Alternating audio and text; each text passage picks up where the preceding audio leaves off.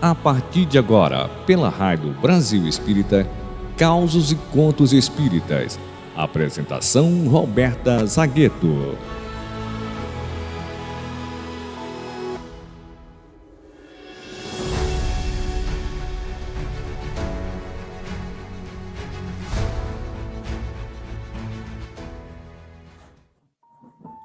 Olá, meus queridos amigos da Rádio Brasil Espírita, esse farol de luz a nos iluminar as consciências e consolar os corações.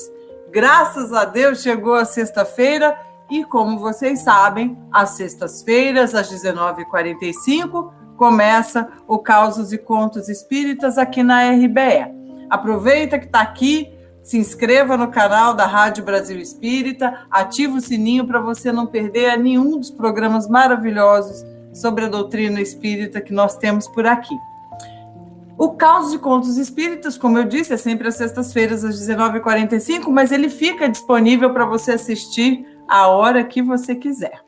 O caso de hoje está nesse livro aqui, de Richard Simonetti, Atravessando a Rua, e é muito interessante. Esse livro é toda uma delícia, mas o caso que eu trouxe hoje aqui para a gente é o que está no capítulo 4, que é Culto do Evangelho no Lar ou Tribunal, o título dele.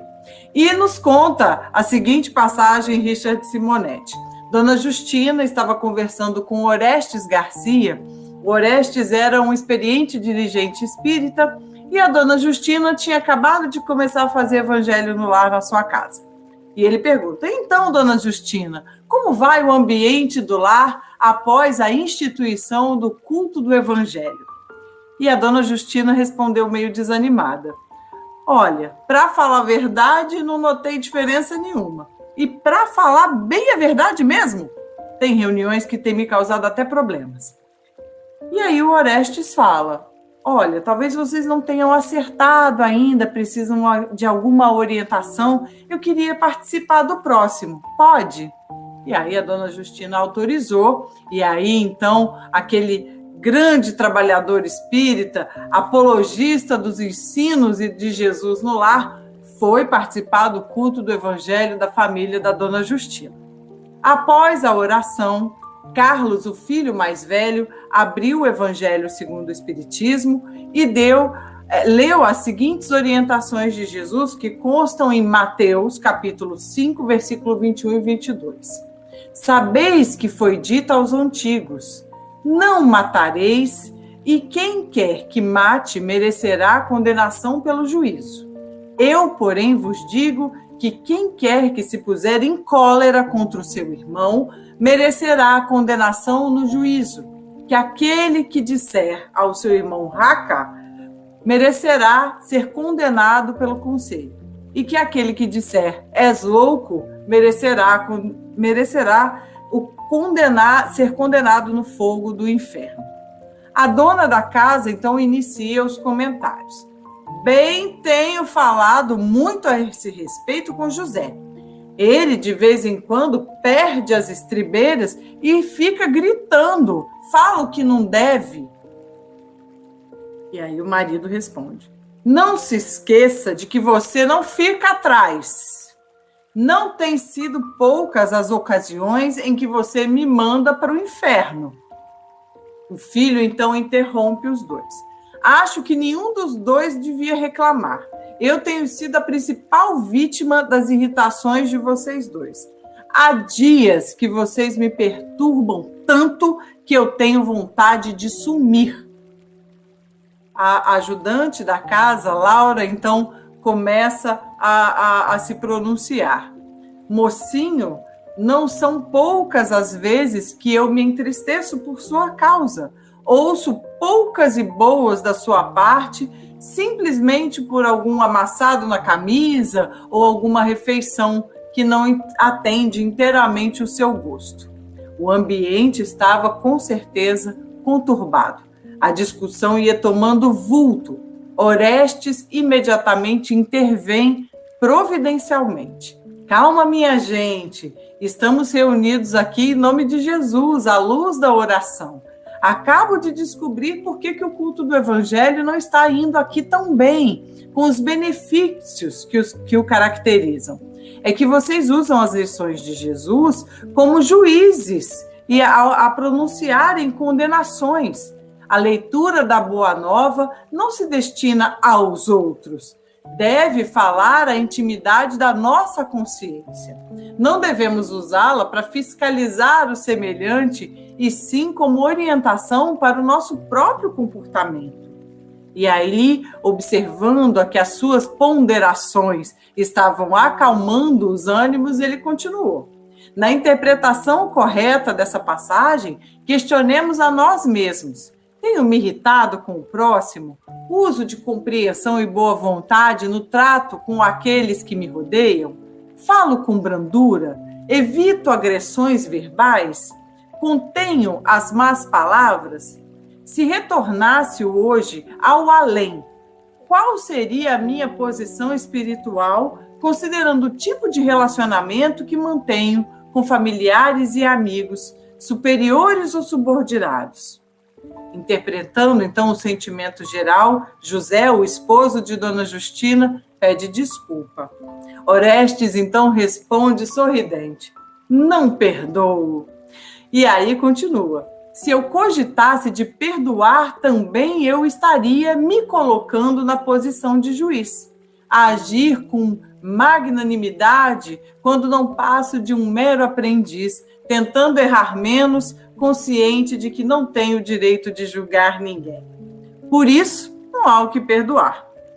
No Evangelho, aqui já é um comentário de Richard Simonetti no livro, no Evangelho encontramos sempre duas orientações precisas e inconfundíveis. É preciso edificar o bem, é preciso eliminar o mal.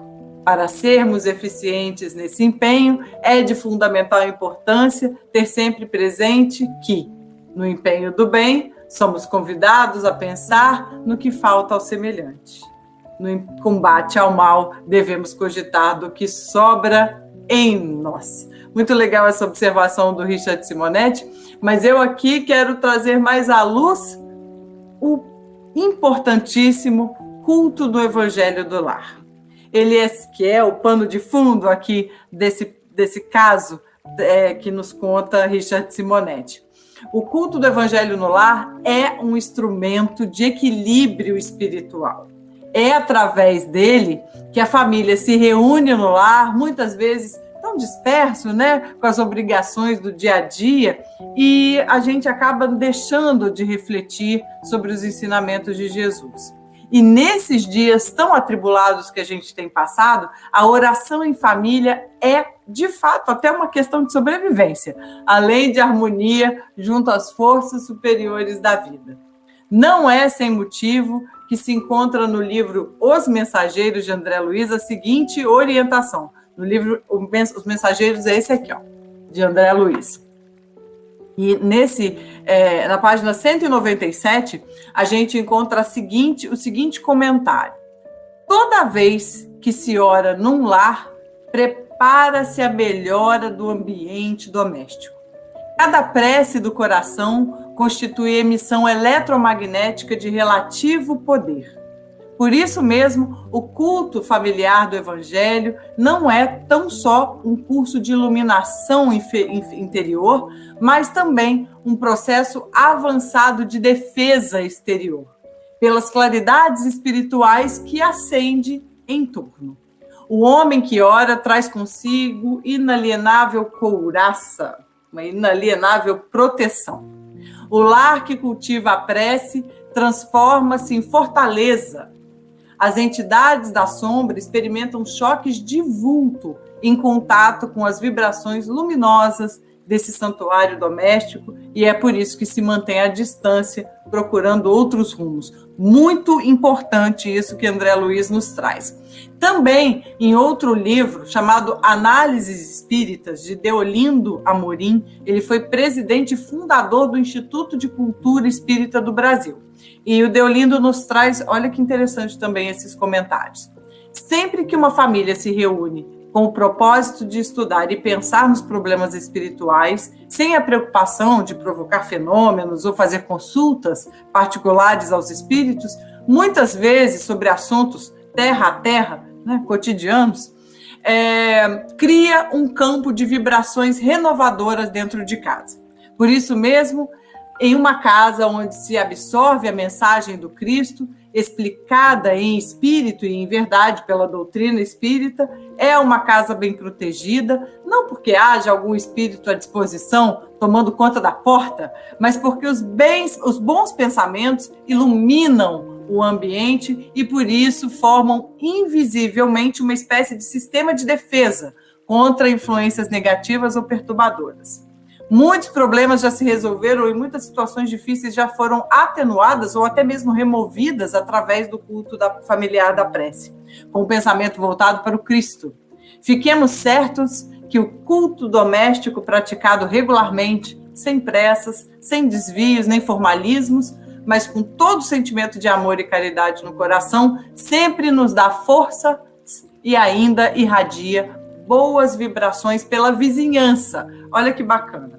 Então, é importante passar aqui, aproveitar a oportunidade para passar uma breve orientação para você que está querendo começar a fazer o culto do Evangelho no lar ou quem está querendo retomar o culto do Evangelho no lar. Como que a gente deve proceder? Primeiro, a gente escolhe um dia, um horário apropriado para o encontro da família, que fique mais adequado, mais fácil para todo mundo poder se juntar.